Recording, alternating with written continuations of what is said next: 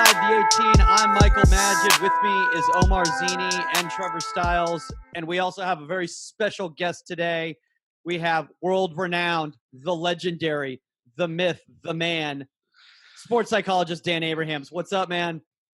Hey, guys. Thanks for having me on. Welcome. Now, Dan, it's late in the afternoon for him. For me, it's early in the morning, and for Omar, too. And for Trevor, he's probably been up the entire night because he's got a baby. Just spend an hour up. The rest, you know what? Let's go with that. Why not? Let's feel pity for me. Continue on. Okay. We're really excited about today's episode. We're going to be talking about how to deal with howlers. But first, we've got some business to take care of. And one of them is we have our 3 finalists for the Roughneck Scarves contest. So everyone out there, congrats again for reaching out and giving your designs. We've had some really cool designs come in, but we've picked our final 3 designs that we're going to send over to Roughneck Scarves. Yep. And then we're going to figure it out from there, right, Omar? Exactly, yeah. We're excited to see the finished product because we've been doing this contest for a few weeks now. So it's finally, now it's happy. We're happy that it's all coming to fruition. Yeah. So. And I want to give a shout out to Mars, who sent us the most hilarious design out of all of them. I think it had Trevor with a generic Papa Pig design going. Peppa Pig. True listeners know. True listeners. True listeners know. Omar with a side volley, or you called it a ninja side volley? Is that what he called it? I think he did, yeah. I mean, he's getting creative, man. That guy, he knows what he's doing. Yeah, shout out to Mars. I'm really excited to see what else he comes up with our next contest going on. And also thanks to Roughneck Scarves for sponsoring the show. Go to roughneckscarves.com. Use promo code INSIDE18 for your 20% discount. And also, I want to thank all the people who've been reaching out and leaving reviews. Omar, I know you've been really hard at work leaving reviews for us, so thank you for creating fictional people. But we would like to read our reviews at the beginning. And guys, please leave a review. Please rate and subscribe to the show because it helps us move up the rankings. If your fans, or not fans, your friends, well, maybe you have fans. Maybe if you're a big-time keeper, you've got some fans. But if your friends wonder why they're not finding this podcast, well, you can help us by reaching out, leaving a review. So we're going to read a couple right now, and then we're going to get into it. First one is titled "Great Podcast!" ! That's from Gerard4. Ooh. Yeah, so Steven Gerard sent this. Thanks, Stevie. Stevie G, appreciate it. Love the podcast, guys. I've been a big fan of Pro GK Academy for a while. Doesn't mention Aviata Sports or the LA Goalkeeping Academy. That's cool. Fair. And recently discovered the podcast. The content is incredible and very helpful. I'll be a freshman goalkeeper at IUPUI. Oh, the good old IUPUI, of course. Yeah, I think that's Indianapolis University, Purdue University, Indianapolis. Indiana University of Purdue, University, Indianapolis. Isn't that John's school? No. Is that John Bush's school? I think that is. Oh, that might be John Bush's school. So shout out to Bushy this fall. And all the advice from Pro Keepers has been eye-opening. Oh, it says it right here. John Bush currently trains the goalkeepers. Sorry about that, Bush. At IUPUI, and I've heard his name mentioned on the podcast. I'm excited to grow my game in the near future, and this podcast is helping my mental side immensely. Thanks, guys! ! And thanks to you, Gerard, for leaving the review. Guys, if you get us up to 100 reviews, one of you guys is going to get that $250 gift card. So you gotta keep it going. All right, let's just get into today's topic, guys. Today we have Dan Abrahams here, not because he wants to listen to more ramble about reviews for a goalkeeping podcast, but because Dan is, we had Dan in convention in Chicago. He was absolutely phenomenal, talking about the mental side of the game. And as you all know, in the last week, there's been some mental issues in the game. Not that we have issues with it, but a lot of people out there have been blaming us goalkeeper coaches as if it's like our fault and blaming goalkeepers in general. But in reality, these things happen. So today we want to talk about dealing with quote unquote howlers with Dan. Howlers. Did I say howlers? Yeah, your pronunciation is just it's what's the word I'm looking for? It gets worse. It gets worse. It's shooking, not shocking. Shooking. It does get worse. You know what? Because we also make the show earlier and earlier every week, and I think that's what does it. So Dan, let's talk to you first because you're the specialist here. What is a quote unquote howler? Oh, there's a curveball question. Didn't think you were going to open with that one. What is a howler? I suppose it's it's making it's making a severe mistake. The perception other people might have of that mistake is that it wasn't. If we're talking about goalkeeping here, that it was probably quite easy to save. It was a mistake from the goalkeeper. How that mistake manifested itself could be many reasons, but would that be a fair answer? It's just a mistake made that other people would be deemed to be savable. That's a very nice way to put it. I would have. That's a very professional way. I think the layman's terms is it's having an absolute shocker of a game or letting a shocker of a goal in, where your team looks at you and goes, "Why are you getting paid to be here?"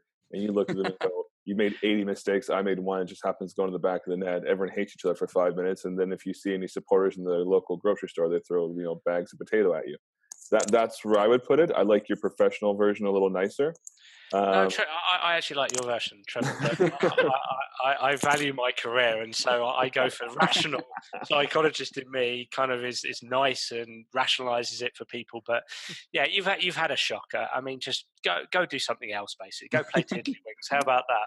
No, we've seen what they did to Jordan Pickford. I mean, they're harassing him. I think he was out for a drink, and then people were calling him like Butterfingers or whatever it is. So I think you said the fans, and nowadays with social media, people are very, very outspoken. Even if they haven't played the position, they're very out there and want to let you know how they feel about things, when really they don't have much of a catalog to show for us to even comment on.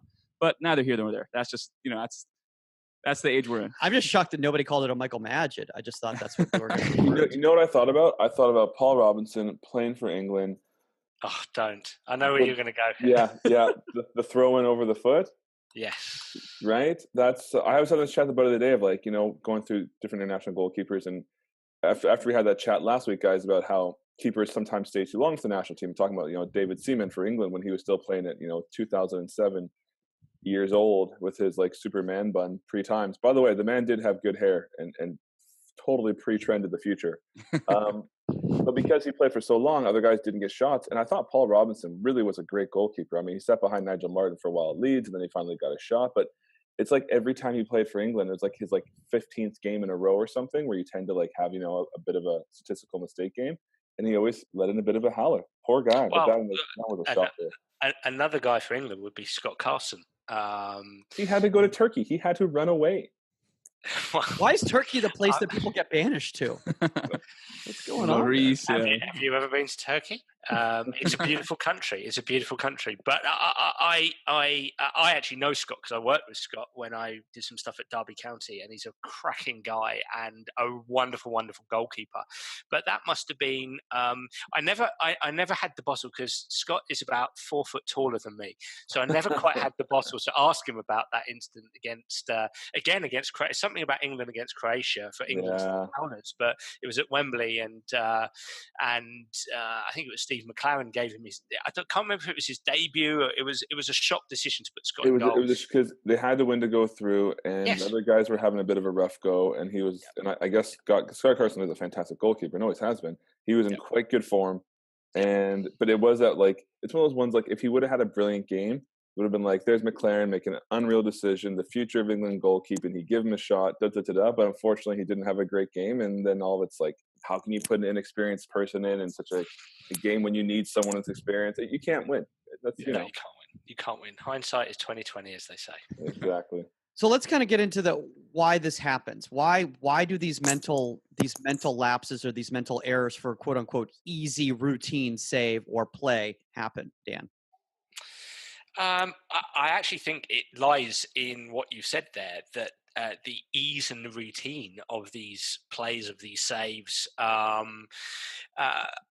cause keepers, or can cause keepers to switch off. We're talking about high pressure situation. I mean, we had David De Gea the other night, didn't we, in the Champions League, who made a mistake. I mean, just one of the the best goalkeepers in the world, and to make the mistake he did, he would never do that in training. But in that high anxiety moment, it might be that they're slightly distracted. They've got a split focus of attention. There's a raft of reasons why it might happen, but it certainly happens under pressure, and it's often because there's cortisol streaming through your bloodstream, which causes you. That's your stress hormone. It causes you to slightly hesitate. I've spoken to a number of goalkeepers over the years about that slight hesitation, a split focus of attention. Something catches your eye. You're perhaps very confident goalkeepers. I've actually spoken to them about they're actually, whilst they're trying to save the ball, they're actually in the process of making their next play. So it's possible. It's possible that someone like De Gea, who is that confident and that competent, is thinking, save it, right, throw it out, next play. And he's just getting ahead of himself. It's difficult, Michael, to pinpoint it on one thing. But certainly pressure makes a difference, and it can cause tunnel vision. It can cause shaking hands. It just basically your physical functioning atrophies. Atrophy meaning gets worse. And so I'm throwing out all the psychological words. and so it's just something that happens. And obviously, as I'm here to discuss, it's something that's got to be dealt with. The one thing I would say is, I always talk to goalkeepers, like I talk to outfield players. I use the term brace yourself. Brace yourself. And that means before you go play, think of being switched on every single second, not taking anything for granted out there, whether it's a Champions League game, whether it's a wet Wednesday night down in, I don't know, thinking Accrington Stanley, right? Stoke, thank you.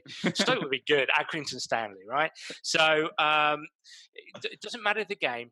Brace yourself. Be prepared to stay switched on every single second. And it kind of comes back possibly to what we discussed back in January at the Chicago Convention there, which is I just think so many goalkeepers would profit from putting, and I'm biased here, I admit that as a sports psychologist, but put mindset first. Put mindset first.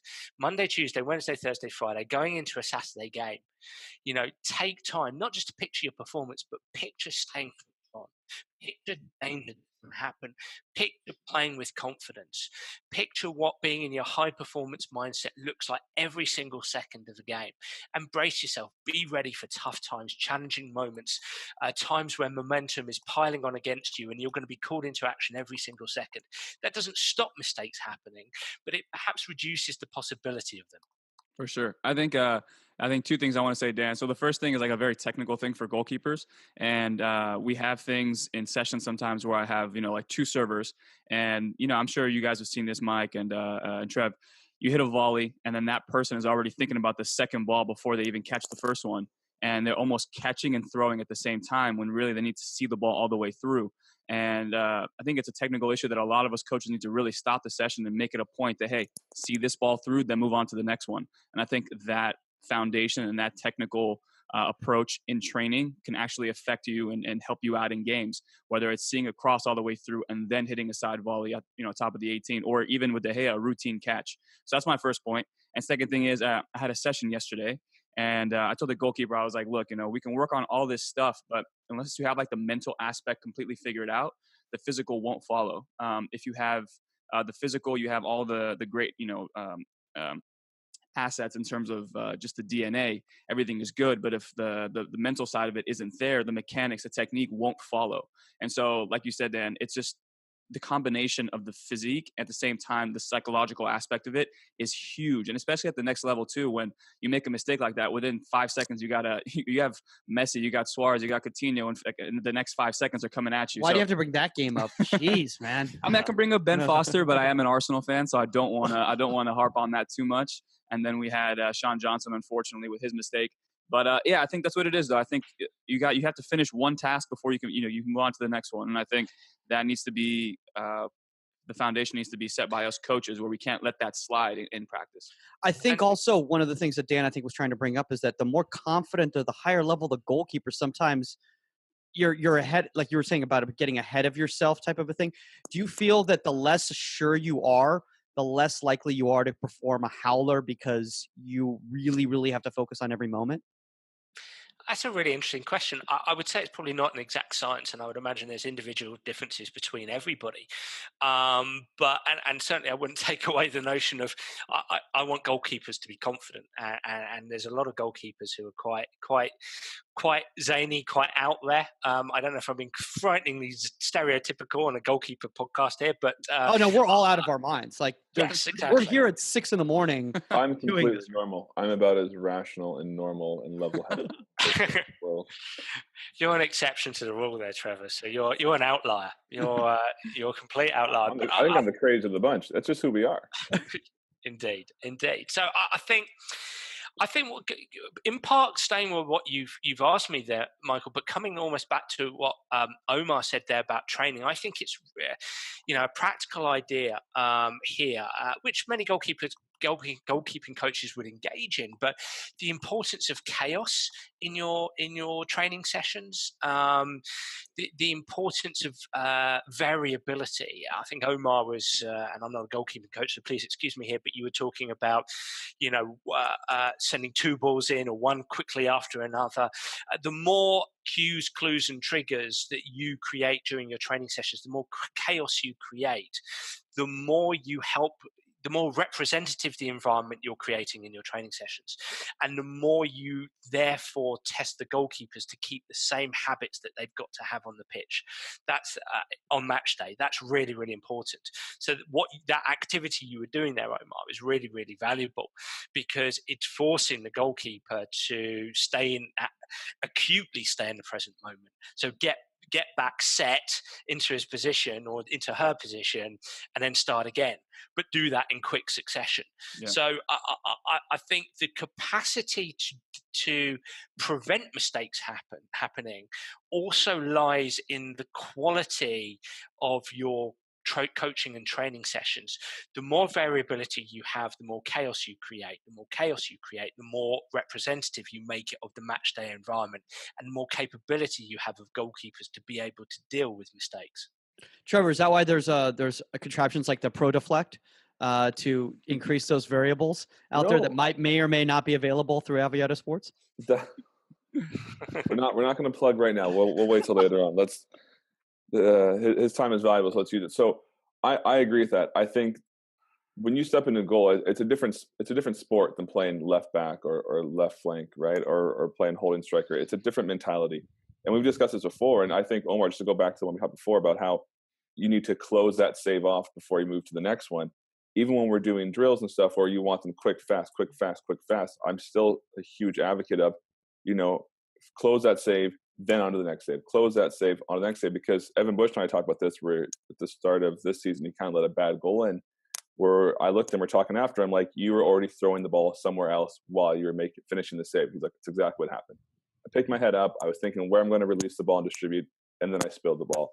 Yeah. Biggest thing I see with little kids too, and Omar and Mike, I'm sure you can test this, is the volley where they go take a volley and they already start opening their shoulders back to throw it back to the server. And I'm going, no, hold the save, chest pass back right now, keep yourself, because you're already building that bad habit. So back to the chaos, I think it's so true. I mean, when you're a keeper, it's high intensity, high pressure. Once again, you miss 40, as a striker, you miss 40 shots in the net, but then one hits your knee and goes in, you win 1-0. Well, you're a superstar. You're in the back playing goal, you make 40 great saves, you let one kind of odd one in where it's a tough one, but the rest of the team looks at you like, what's wrong with you? Well, then you're the GOAT, and you're not the greatest of all time GOAT, you're the scapegoat, right?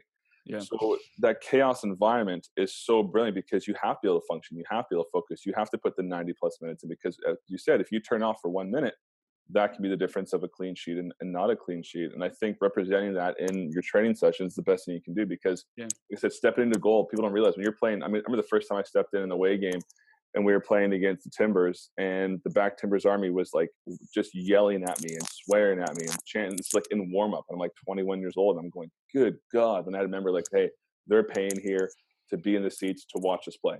Right. And I had to get that mindset of, why I'm on the field. But it was the first time I'd really been jostled where I kind of got loose and I had to bring myself back. So you can imagine, being De Haye, playing in Champions League, playing against Barca, playing in front of 55, 60,000 people, what that must feel like. It's just, you have to be so on point. And I think you're right. It's that, my comment I always say is, amateurs train till they get it right, professionals train till they can't get it wrong. And I think some of those saves become so just, it's called muscle memory, so routine that, you kind of let up and you're thinking something else. And you have a gaff. Yeah. Dan, quick question for you. So let's just put two different goalkeepers on the table. One goalkeeper, they make a mistake and they dwell, and then another shot on target happens and make another mistake. I won't say Lloris just because he had the concussion aspect of things, so I don't want to throw him in there. But for example, let's just put him on the table, and then you have another goalkeeper who makes a mistake and is able to have that mental capacity to go, you know what, it's a mistake, whatever, let's get back into it, and then they have like an all-star game. Karius? Huh? Yeah, you said Lloris. Oh shoot, Karius. I'm sorry. I was gonna say my boy Lloris here. Come on, don't throw him under the bus. Lloris is. I think Lloris is the kind of guy who can make a mistake and still kill it. So we'll split. I'm sorry, I meant Karius. French and arrogant. Yeah, that is true. So we'll go with Karius on one side. This is an Arsenal supporter arguing with two Spurs fans right now. I'm sorry. My mind. It's 7 a.m. over here. So yeah, you have Karius on one side, then you have, let's say, someone like Lloris on the other side. So Dan, from your professional opinion, what's the difference between those two goalkeepers if they're at that level? And what is it psychologically that they've been able to do? Is it just innately they were born with that trait, or did they have maybe a sports psychologist work with them, or from your experience? It's so individual specific, Omar. It really is. It's a tough one to answer, but I think, look, we have, as human beings, we have a genetic propensity to focus on the negative. We have to, otherwise we wouldn't have survived as a species. So for a goalkeeper to, if a goalkeeper makes a mistake and they constantly rehearse that afterwards, that our brain is designed, our nervous system is designed to bookmark failure, because the way that works is it's kind of saying, don't do that again. Again, that is an evolutionary construct. It's a caveman instinct, right? Yeah, exactly. Don't do that again. Don't go out there and play with the saber-toothed tiger. Otherwise you're going to get your other hand ripped off, right? So it's to the kid, don't put your hand in the fire. So that's what we pretty much know. So the fact that a goalkeeper suffers from that goalkeeper, he or she is kind of being a human being. So it's completely natural. If anything, unnatural is I make a mistake and then I just shove that to the side and I carry on going. So that's particularly heroic, or it's just that they have very, very good mental skill. And I think, how does somebody do that? Well, I think Trevor said something really interesting there, whereby there's this crowd behind him and they're effing and they're blinding, they're swearing, they're getting into him. And he had to have a narrative in his mind to be able to get back in the game and focus and ignore them. And really the difference is that somebody like Lloris has a natural propensity to be able to deal with it very well, or has created a narrative, a capacity to have a narrative in the moment that helps him to forget the mistake. Made a mistake, forget that. I've got to play the rest of the game. I've got 80 minutes to go. I owe this to my teammates. I've got to get back in it. So that's a narrative dialogue that helps people manage themselves, right? Or just basic mental skills, which is similar but slightly different, which is refocusing attention, using self-talk, using body language. So, right, I get my body language back up. I remind myself of my responsibilities, and that's how I deal with it. They're kind of connected, the narrative dialogue and the mental skills. But it's just basically dealing with the stuff that goes down, and you have to have the capacity to do that. Some people have that biologically, other people don't. Yeah. Now great answer. I mean, that's absolutely phenomenal. This is why we have Dan on here. Can I cut in real quick? Yeah, sure, Trev. Okay, goalkeeping, toughest thing on the planet. I'm biased for sports. This is who I am. Maybe golf might be a little bit, but let's go individual team sport. As a keeper, you need to have that thick skin to a certain degree. You need to be able, the best keepers I've seen as youth amateur keepers growing up are the ones that in games, they want to play games. They don't care about training as much. They just want to play games, right? Because you see so many keepers who are so good in training, but they go into games when goals actually matter and they go, oh crap.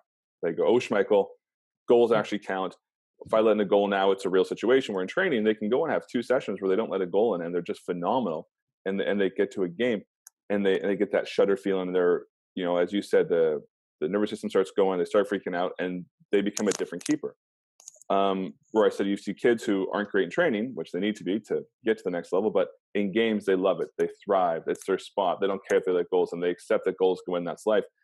Do you think there's a way back for kids or for people who have that natural mentality to not perform in games to get to games? Because I mean, there's a point now where I see some kids where I go, look, you're so good and you love football so much, but my gosh, like you're almost on like, you know, psych ward alert because you freak out so much in games. Maybe just go play striker. Maybe just enjoy your football. Drop down a level and play with your friends, because it's really tough for you to play games. And it's hurting you just not in the game, but off the field and in high school and in sports.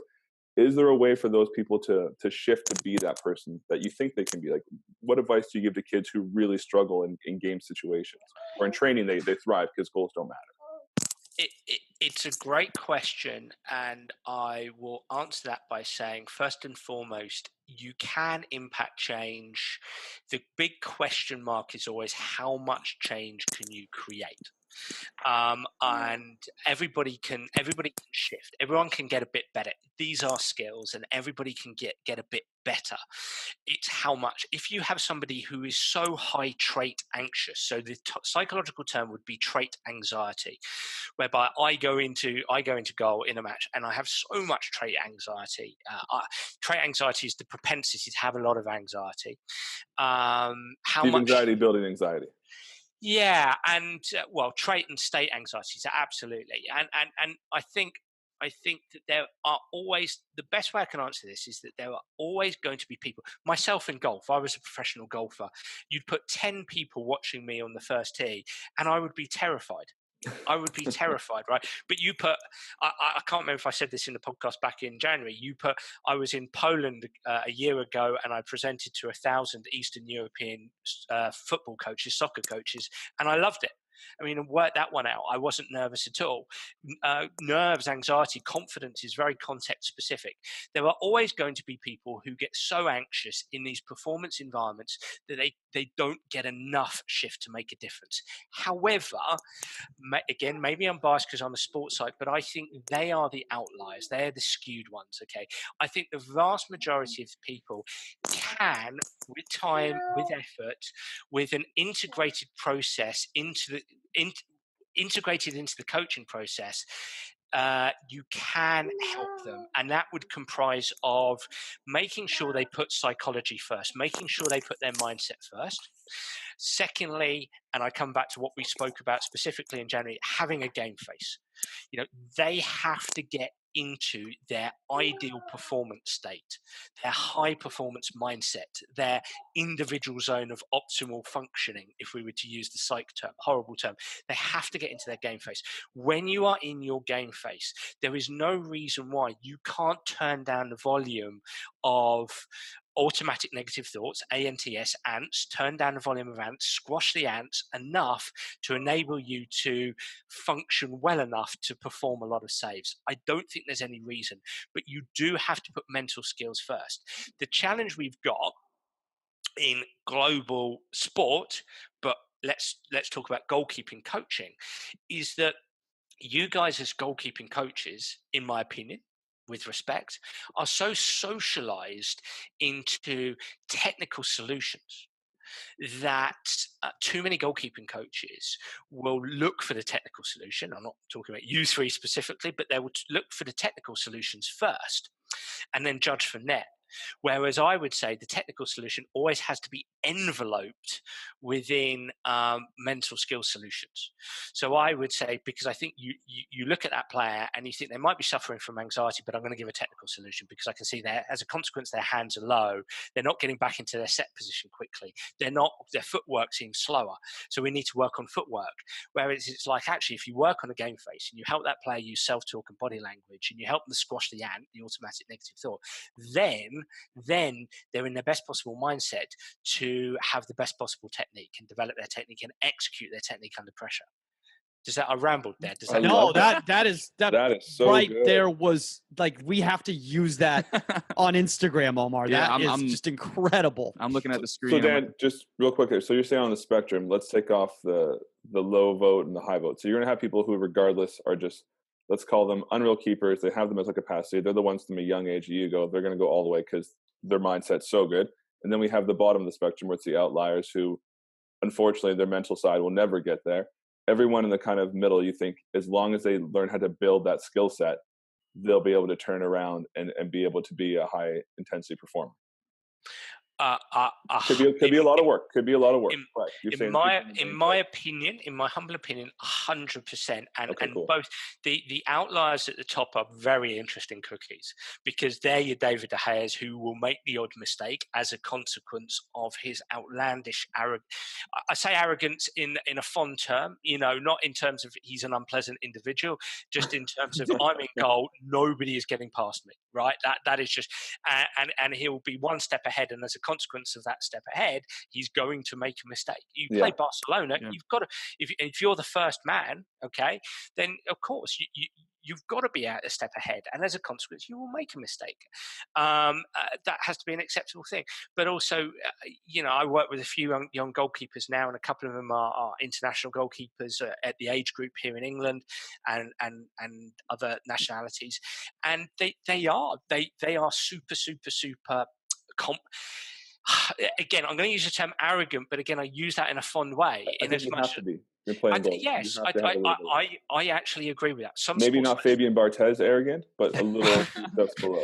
Some sports sites would disagree with my agreement of you there, Trevor, but I actually believe so. I just think that needs to be managed. That arrogance has to come out in the right way. It needs to be accepted, and it has to be nurtured. And but within that arrogance, you have to. I'm working with one young goalkeeper at the moment who I think will potentially be a full international goalkeeper. But myself and the coach are working hard to help him just manage those incredible confidence that he has, and just learn some mental skills in order to help him get into the right frame of mind, to get him to think about things a bit more rather than just doing. Because I think that, again, that's the guys who are on the extreme end just do rather than think. And you don't want to get rid of just the doing, but you also want an edge of thinking as well, a bit of intelligence as well.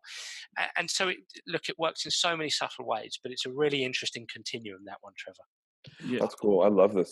Real quick, just one last thing. Yeah. I don't know if you guys remember the goalkeeper Tony Schumacher from way back in the day. He's the one who knocked that guy out in the World Cup from France. You remember that? Yeah. Yeah. So he was quoted one time saying, "I'm often scared by my lack of fear." And I think those are the outliers that I think Dan and Trevor are talking about. And I think I mean, the way I explain it to my kids is if you can get to the point where you have that mental unlock, and you have for example, you're playing against Barcelona, you're playing against Messi, and your perspective is negative and it's skewed negative, and all you think about is, oh my God, what if I make a mistake in front of all these people? If you can somehow skew that in your favor, where it's wow, I'm good enough to be playing in this stadium against these guys. Wow, this is amazing. And then if you can somehow change the perspective and the mindset, I personally feel like that's the unlock. And I feel like for me, on a way smaller scale in college, I got to the point where I was just honestly, these guys, we're here for a reason. We're all here for a reason. Why would I psych myself out so low that it's going to affect my negatively impact my skill set, when really I'm going to give them an unfair advantage versus me just showing up, me being mentally strong and knowing that the work that I put in throughout the week is going to come to the forefront. So I don't know. I just wanted to share that because I feel like that's such an outlier comment. And then that's the kind of guy, he's German. So I don't know if that's his, they teach that in Germany or he's born with that. But when I heard that, I was just wow, there are just some people who are just so far beyond the crazy level that, Go ahead. Sorry, just quickly, can I give you from the golfing world? You could actually hypothesize that's the difference between, say, a Tiger Woods and a Sergio Garcia. Even though their records are enormously different, Tiger's now won 15 majors, Sergio's only won one. Actually, growing up in Spain, I mean, Sergio's a few years younger than me, and I ever near as good as him, but we knew about him, and he was, as a youngster, as good as Tiger, and he came on the scene in 99 and almost blew Tiger away in the US PGA in 99. But the difference, hypothetically, between the two with respect to Sergio is Tiger has the capacity for metacognition, meta-emotion, and meta-behavior. So what meta means is to think about your thinking, think about your feeling, think about your behavior without negatively impacting that thinking, feeling, behavior. To be able to analyze your game, to keep that sense of I'm fearless, I'm confident, I'm arrogant, I know I'm going to perform well, whilst at the same time having the capacity to reflect upon performance. That is why Tiger is Tiger. That's why he's arguably the greatest sports person in the world right now. Roger Federer as well had a temper problem as a kid, enormously talented, but was able to get over it by being able to not diminishing his ability, but still questioning what he does. And that is the ultimate. So the ultimate is having a goalkeeper who has a wealth of ability, say a physical, physiological, biological talent, if you like, combined with a sense of superiority, a sense of arrogance, but combined with the capacity to reflect, check in, and notice things that he or she can shift to improve. That tripartite, those three things, would be enormously powerful. The vast majority have one or two, but certainly not three. Jeez, every time you talk to him, it's just incredible. And like it's one of those things where it's just like, man, we have to have like a monthly segment with Dan where he can come on or whenever he's got the limited amount of time. I feel like I need to talk to Dan. I mean, like, yeah. I think this is like my coaching level. Like, Dan, we should have like a monthly chat for half an hour. I'm happy to pay the fee to get my coaching back to a higher level. Just here Let's do it, buddy. Let's do it. I mean, hey, honestly, look, we're gonna plug Dan's services in a second. Are we gonna go 3 for 1 and get the rate down? Because that'll help. I can go with that. I can go with that. Real quickly before, because I know we've gone off on a lot of tangents here, I want to get back to the Howler real quick. And I want to talk about Mike. This has been the Howler. This has all been discussion of the Howler. But I'm talking about the actual, let's say it's a specific moment, and I want to talk about the people on the outside, the people that are, let's say, the family members, the friends, all of that stuff. What can they do to help and assist a goalkeeper after a huge mistake in a game? After off the field. Nice tidy pint. Yeah, absolutely. A nice, tidy, warm pint if you're in the north of England. I think, look, this conversation kind of takes me back to my third soccer book that I wrote was a book called Soccer Tough 2, which cunningly entitled was a follow-up to Soccer Tough. And I had a chapter called... I had a chapter entitled Going Dark and Being Tough. And I shamelessly ripped off the idea of, I'm coming to the main point here in a second, but I shamelessly ripped off the idea of going dark from the series 24, when Jack Bauer, I don't know if you remember Kiefer Sutherland as Jack Bauer, always said, he was always on phone, I'm going dark, whenever he went off with the that flip phone, and then he'd throw it out the car. Like yeah. They never said goodbye to people on that show. It was just like, they'd say something and then they'd hang up and never say goodbye. It was really weird. But he was like, I'm going dark. And I kind of thought that's a really cool way to, it's a cool title to introduce the idea of reflecting on a game, sort of match analysis, if you like. And that chapter really is about, look, if you make a mistake, and I'll come to the family bit in a moment, but we'll stick to the individual for the time being, is that if you make a mistake, look, there's so much emotion there. We're all competitive creatures by and large. You especially are if you're a goalkeeper, right? You guys would know that better than me. So look, if you make a mistake, you're going to be gutted. You're going to be disappointed. There's going to be a lot of emotion flowing around. So the first thing to do, saying this to your audience, is the first thing to do is just let that emotion happen. There's no point in being too stoic here. You're gutted. You're disappointed. There's nothing wrong with being negative. That's not what sports psychology is about, being positive all the time. That's not true. So be gutted, throw something at the wall, be devastated, whatever it is. But there does come a point, whether it's that night or whether it's the next day, where you've got to take some deep breaths and you've got to move to the next stage of going dark. So by going dark, I mean shut everybody out off and just go, right, okay, what did I do well? What I've got to celebrate something in the game. So what went well? What needs to go better next time? And with regard to that mistake, what was it? Was it technical? Was it tactical? Was it physical? Was it mental? By tactical, I mean positioning or whatever. Well, that could be construed as technical, maybe. But what was it that happened? Do I think that happened that caused the mistake? What does that mean for my training week? Was it just a mistake that I forget about, or has it got repercussions for my training week? And then once you've answered those questions, then move on as best you can. And if you do a Karius type mistake, I understand that is impossible to completely move on at that moment. But if it's just a basic mistake, that's the time to move on. So coming back to the family idea, it's other than buying a warm pint for you afterwards, or a whiskey or something, which you obviously can't do at the top level, which clearly they never do. I would say just reinforcing that idea. Just let your young goalkeeper or whoever it is be gutted. It's okay. Again, we don't have to be stupendously stoic in that moment. At 5 o'clock and the match is finished at 4:45. If it's the final and somebody's crying, then so be it. If somebody's shouting and screaming, so be it. If somebody's brooding and so on, just give them that space. Probably not a week later. That's probably not the way to socially act. And probably as a family, you've then got to say, hey, hang on a minute here. This is impacting us. But and then just maybe you can ask the question, what did go well? And you can prompt this idea of, hey, come on, let's problem solve here. Let's problem solve. Was it tactical? Was it technical? Was it physical? Was it mental? What have you got to do in the next week? Is there something you've got to do in the next week to be able to deal with that? That's how I would deal with it as an individual and as a family member. Yeah, I think is the best sound advice, because I see so many times people either try to go too ridiculously positive right off the bat with a young goalkeeper or any goalkeeper in the moment, or they go extremely negative. And I what it sounds like what you're saying is that both can be very detrimental at that moment.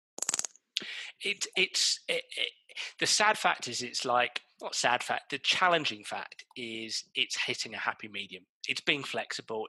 There's no right answer here. It's just getting that balance. And I think that you might hit both extremes, but I just think somewhere in the middle, just give people some time to get over it. Don't be silly positive, because that's just annoying, isn't it? But at the same time, just give somebody space. Perhaps they just don't want you around. Well, you can ask the question, what do you want from me? How can I best help in this situation? Do you want me to disappear and go out, or do you want me to not talk to you? I mean, parents of young soccer players, if you've got a young goalkeeper, 15, 16 years old, don't try and commiserate in the cards. If they want to be silent, just allow them to be silent. That's okay. Don't turn the radio on at full blast type thing. Don't try and distract them. If they want to be down, let them be down. That's okay. That's not maladaptive. But there obviously gets to a point where a 15, 16-year-old has to understand that they've got to move on. So as a parent, I think you can then start to ask some important questions. Amen. Yeah. Dan, I really appreciate you taking all this time, man. I mean, I asked you if you had 5 minutes, and you went, I can do more than 5 minutes.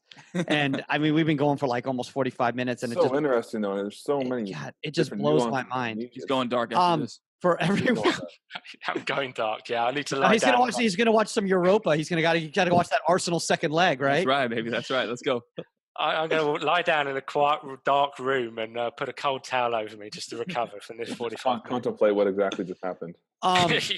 For everybody out there who's listening, and some of you are already familiar because we've had Dan's book. I'm going to go buy him right now. Yeah. Soccer Tough 1, 2, 3, 4, and 5.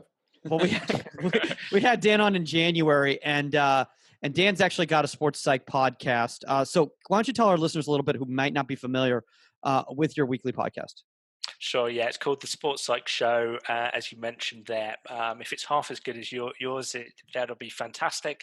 It's really, as the name suggests, no more interesting than that, other than I'm interviewing sports psychs, coaches, competitors, people who've just written books about something psychological to do with sports, and just trying to bring it to life. Basically, I'm passionate that we haven't done this well enough. As sports psychologist, I blame sports psychology for not doing it well enough, not doing sports psychology well enough to grab people's attention and to get them interested and engaged. I think if there are goalkeeping coaches who haven't been engaged in sports psychology, that's our fault. We need to do a better job, and we need to demystify it and bring it to life. And that's my life's work, not just for goalkeepers. That would be very niche, but across the sporting landscape. So people can catch up with me on danabrahams.com. I'm very active on Twitter, my soccer Twitter, because I've got lots of different Twitter depending on the sport, but my soccer one is Dan Abraham 77, which gives my age away. And my books are Soccer Tough, Soccer Tough 2, Soccer Brain, and Golf Tough if you're into golf. And yeah, I think that's me. I mean, I love it. And you guys have to check out, honestly, Dan on Instagram, on Facebook, Twitter, all of them, just the memes that you put up. I guess they're not memes. I guess they're just quotes. Yeah. I don't know. No, I follow Dan on Twitter and I have it on auto receive. So every time he posts something, I get a notification. And for me, most of the time I'm just like, wow, okay, this is something I can use, whether it's in my personal life or with my coaching. So it's pretty good. The coolest thing is sometimes I'll get people who share Dan's quotes with me that don't know that I know Dan. And they're just like, look what this guy said. And I'm like, you gotta stun on them. You gotta let them know, hey, by the way, like just Photoshop a picture of you and Dan together and be like, yeah, this is who I know. Lloyd Biggs from One Soccer Schools, he did that recently. He's like shared this whole thing from Dan, and I commented. I think I tagged Dan on it too, and it was pretty cool. So guys, honestly, check out Dan. Reach out to Dan if you're looking to enhance your game as a coach or as a player. Dan, honestly, man, if you have the time, we'd love to have you on periodically. It would just be really tremendous to the goalkeeper union if you're ever down. So no problem. I've probably given you all of my best stuff now, so it's all downhill. But we'll try. I'll have to read a few more books and nick some stuff off of them. All right. Well, we'll let you get ready for your session, man. Thanks for coming on. Thanks so much, Dan. Take care. Bye. Cheers. Later. Bye. Oh my gosh, that was so He's cool. much smarter than all of us. Oh my gosh. That was Dan Abrahams, like everyone just call the show, man. This is it. Like, I mean, my God. I'm with you. He was so good. Especially talking about all the different international goalkeepers that he's gotten the pleasure to work with. And speaking of international goalkeepers, we've got a big conference coming up in June, don't we? Called the International Goalkeeper Coaches Conference, put together by GK1. Yes. And the lovely Phil Wedden. So, Omar, why don't you tell the audience a little bit about the International Goalkeeper Coaches Conference? Yes, the IGCC takes place in Bradenton, Florida. I've seen so many videos of, let's say, Andrew Sparks, Michael Reckner, all like the big time guys who go out there for a week. And I think probably close to like 100 coaches will go out there and watch professional coaches run their sessions. And they have seminars throughout the day. Everybody stays in more or less the same place, same hotel. So you build a huge connection of goalkeeper coaches and just people who you can call on and say, hey, by the way, I'm in Florida. Can I come watch one of your sessions? And they go, yeah, for sure. Like Lloyd Yaxley for us and the Orlando Pride. So I think it's a great opportunity for whether you're just a young goalkeeper who wants to go learn more about coaching or a goalkeeper coach who wants to take your game to the next level. Yeah, and I think the cool thing is that, look, we're very, very careful about who we recommend and who we sponsor on the podcast and endorse and everything like that. And if it's somebody we didn't believe in, we wouldn't talk about it on the podcast. And I know Trevor, Omar, and I are all both fans of everything that Phil Wedden does and GK1 and the IGCC. So we really do encourage you. And as a special thank you to our entire audience, because again, it's the Goalkeepers Union, guys. We're all trying to educate ourselves and become better goalkeepers and goalkeeper coaches out there. We got a special promo code. It's IGCCIT18, and that gets you over 25% off. It's taking place at IMG in Bradenton, Florida, which is a really, really sick facility in June. I think it's June 7th to the 9th. I think so, I believe is what it is.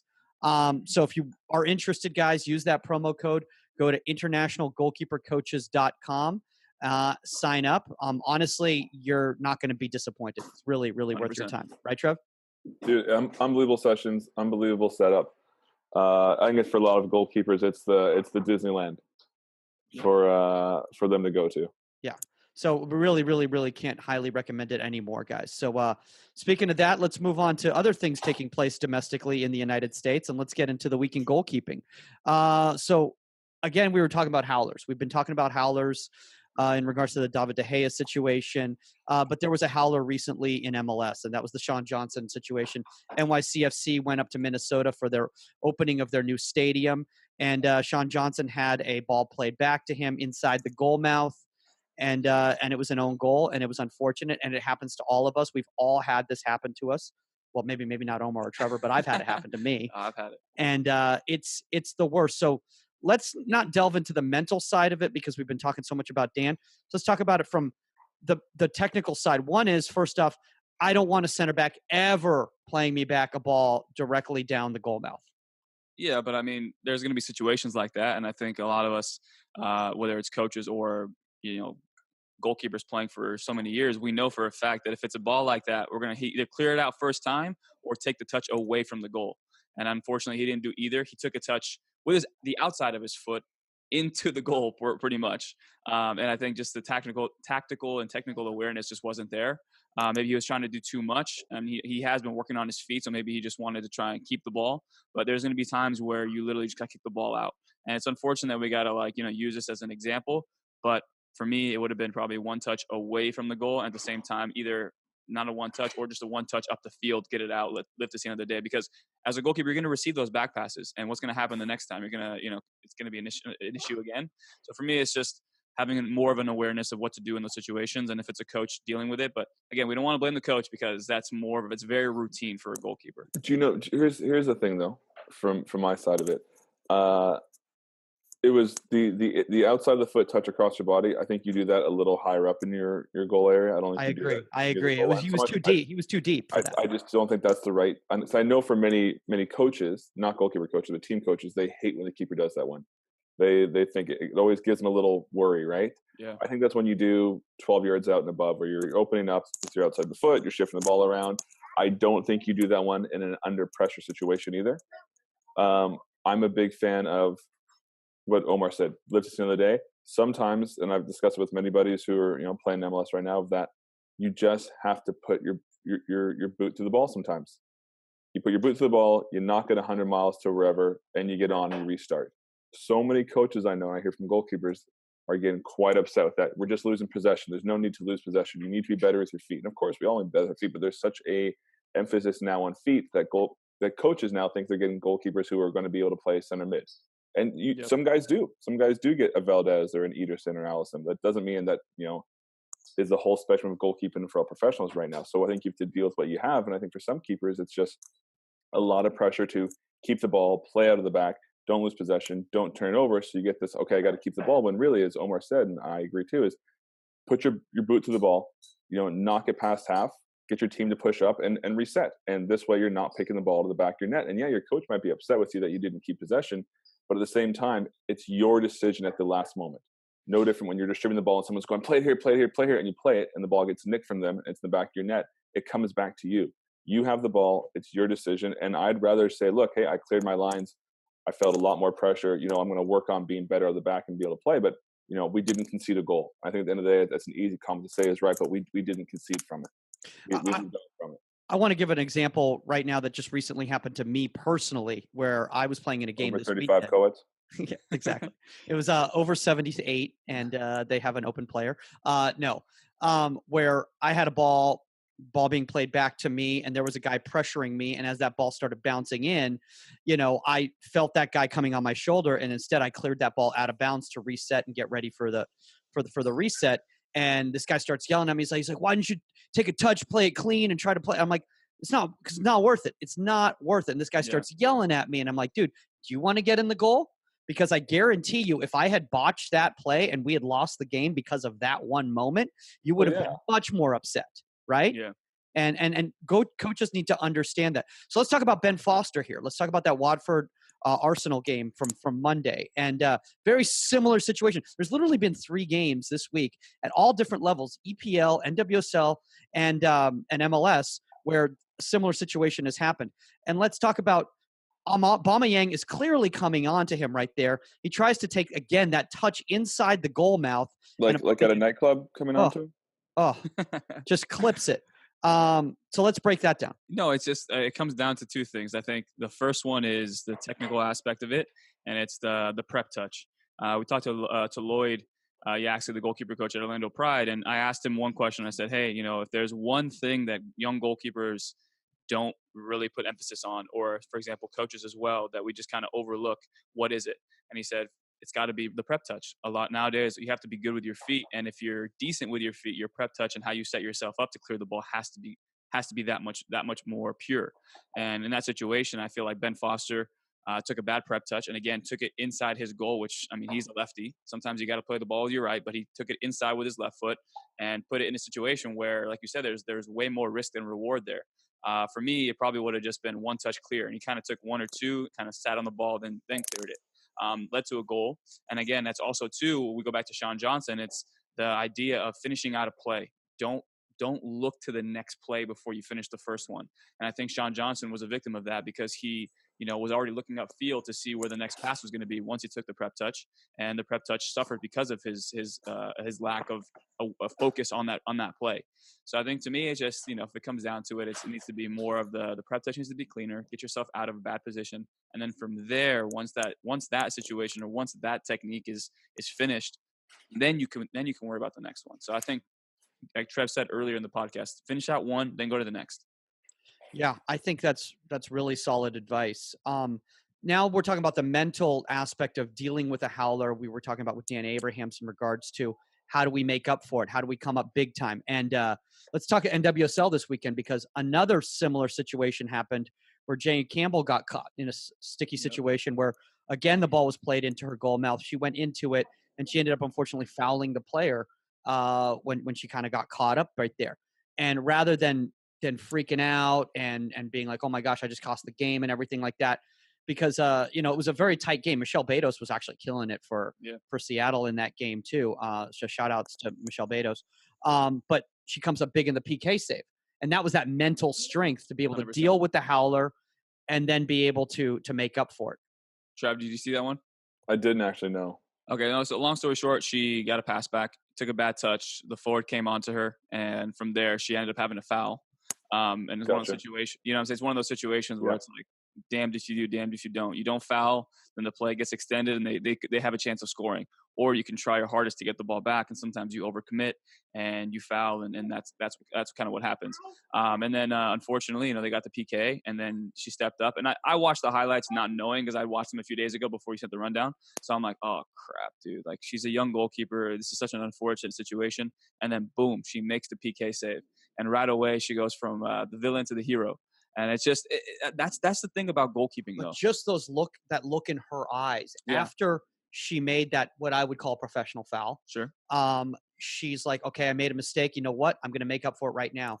I am not losing focus. I know what my objective is right now. I am not going to dwell on what just happened and the fact that it's a PK, because you saw the rest of the team and they kind of were like, yeah, heads down. Yeah. But no, when that happens, though, it's that I don't think any goalkeeper, when they make a mistake like that, will go, oh, man. I mean, I'm sure their head will come down, but at the same time, they're like, I want to save this PK to, become a hero again. And unfortunately, a lot of times they don't have the opportunity because, they put the ball in the back of the net. And then from there, now it's really dwelling with it. Now it's really sitting with you. But I think, she makes the save, and right away her team jumps on her and goes, oh my God, thank you so much for making that save. And now she's back to being herself, getting her confidence back up. So that's the beauty of playing goalkeeper. And I think, for us at least, I love that aspect. It's like 1 minute you can make a mistake, or 1 minute your pass out of the back isn't clean, and then you get another pass back and you make it even cleaner the next time. I think that's the best thing about playing this position, is the ups and downs, and it's just the thrill of, don't get too low and don't get too high, because you got to sit right in the middle so that if you do make a mistake, you can actually, pick yourself back up quickly. And if you do have an amazing save, you don't get too high and then let your technique, suffer the next play. So that's why I love this position. Yeah. And also shout out to McCarthy, by the way, speaking of highs and lows. He had quite a game in the USL for Tampa Bay this weekend, didn't he? Yeah, he did. He had a great, probably 4 or 5 amazing saves, and then boom, almost the last 10 minutes of the game, he conceded a goal. Unfortunate defensive breakdown, but he just was on fire for. I posted on my channel, so if anybody who wants to watch that, he had 5 or 6 saves, and then that was a subtle plug for the channel right there. But yeah. Anyways, that's why. I think that's why we all love goalkeeping. Yeah. Do we want to talk about? We don't want to talk about De Gea. We've covered it all. We've beaten that to death. So, do we want to talk about Chesney and the fact that he killed it for Juventus, despite the fact that Ajax pulled off that improbable run into the semifinals? This is Trevor's guy, and I know Trevor loves Chesney. So, Trev, I mean, my question for you, man, is just that I think a lot of us wrote him off early on because he had Buffon to step in for, and then the first few games, obviously Ronaldo leaves and things just aren't. Excuse me, Ronaldo comes, but things just aren't the same when Buffon leaves and things like that. So, what do you think about his just emergence as probably one of the best goalkeepers? I wouldn't say in the world, but one of the best goalkeepers out there now. I think he's just made it his own, right? I think he had such big shoes to fill that it was always going to take time. Juve as a club had, Buffon there for so long that everyone knew how Buffon played. Everyone knew his style and goal. Everyone knew what to expect. So when you take a legend and you put a new guy in, no matter, how high Chesney was in the time, he's coming from Arsenal. He's, a national team player. I think it was always going to take some transitional time for him to get his shoes filled in there of his own and then find a way to kind of fill in for Buffon's shoes. And I think people are starting to kind of really now, instead of comparing him to, oh, he's not Buffon, going, hey, maybe he'll be the next Buffon for us. Maybe he'll give us 5-6 good years here still at Juve, right? So I think they're starting to give him a break. I think the fans are starting to get behind him. And I think once again, too, you're moving to a new place, new country, new stuff.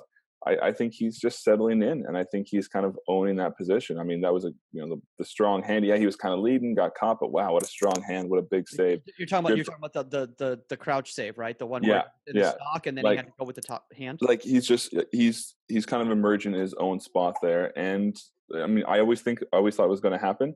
Once again, these things take time, but I think everyone's getting behind him, and I think it's no longer comparing him to Gigi. I think it's now this is Chesney's team as a goalkeeper. It's his role to fill, and I think they put the time and money and work into him, and I think he's performing for him now. 100%. Yeah, no, I think you're right. By the way, did either of you guys get Mike? I'm always right. The LAFC Caps game, because it was blacked out on my TV. I couldn't. I watched it. You did. Good. Crepeau, Trev, congratulations. Yeah, because I wanted to talk about Crepeau, and instead I threw in some youth Vancouver Whitecaps stuff because I couldn't watch that game. So Crepeau killed it. Because they had a shutout, right? Yeah, he had a good game. He's been having good games. I mean, the goals he's been conceding, I think the 3 of the games they lost were because of penalties. Where goals they've lost 1-0. It's the Caps, it's their first win this season. They now have 4 points. So, they're hopefully going to come around. But for him on a personal level, he's done very well. I mean, everyone thought that McMath would be starting, and he's done a great job. Poor McMath, dude. Yeah, man, McMath is he just puts himself in these. Well, I mean, he doesn't put himself in these situations. I mean, it's just unfortunate. But obviously, Crepeau has come on strong. He came out of Impact Academy, right? He was in Impact Academy, got loaned out, set behind Ev for a while, got loaned out to Ottawa. Was USL Keeper of the Year last year. Killed it in USL, and he's showing that he's MLS level. Let's talk about a potential homegrown signing in any day now for the Vancouver Whitecaps. Chituru Odunze killed it at Generation Adidas Cup this weekend, holding his own against big-time Liga MX academy teams and stuff. He did not give up a goal. And despite that, they did not advance out of group stage, which is unfortunate. Columbus Crew got that spot. But really, really been impressed with his development overall. Guys, real quick question here. Do you think – and I know this is a goalkeeping podcast, but do you think any MLS team can win the Super Group? Is this a thing that's a possibility anytime soon? I hope so. I mean, we used to see some of the MLS teams. Well, not as much, but when you had the Dallas Cups back in the day, where you had international teams come in like Liverpool and all those teams, and we didn't really have that many American teams, and the development of youth soccer wasn't there yet, or we could even have this conversation. And I think now we're able to have the conversation because of all the attention that we've been putting into the youth game. So I'm hoping that that's a possibility, but at the same time, I think we need to just be the best teams in CONCACAF again. I think that's the best thing I can say. Yeah. Trev, what do you think? I think I got to go. My little one's starting to wake up, so I'm going to take off here. All right. Real quick before you go, Trev, let's talk about the semifinals for the UEFA Champions League. Who's everybody's picks? We got Barca, Liverpool, Ajax, and your Spurs. Can Spurs go all the way, Trev? We can beat Ajax. If Liverpool handle Barcelona, we can beat Liverpool.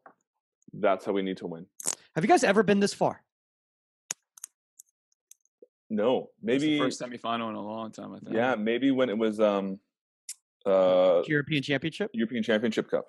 Wow, man, that's a long time. Someone might call me wrong. I'm trying to think, but off the top of my morning head, I think that's the last time we got this far. If we have, Omar, I think I think Barca will win it, but I think if Onana can can keep pushing his team, I think that guy's going to get signed to a top. Yeah, that top was team. he was unbelievable. Yeah, he'll be either in the Premier League or in the top teams pretty soon. I mean, if Ajax can keep that team together, they're going to be amazing. I doubt they will. So good, so cool. Oh my gosh! And Cameroon, man, they're talk about it's going to be must watch TV, right? Yeah, the African Cup of Nations this summer. Yeah, that's going to be awesome, man. Crazy.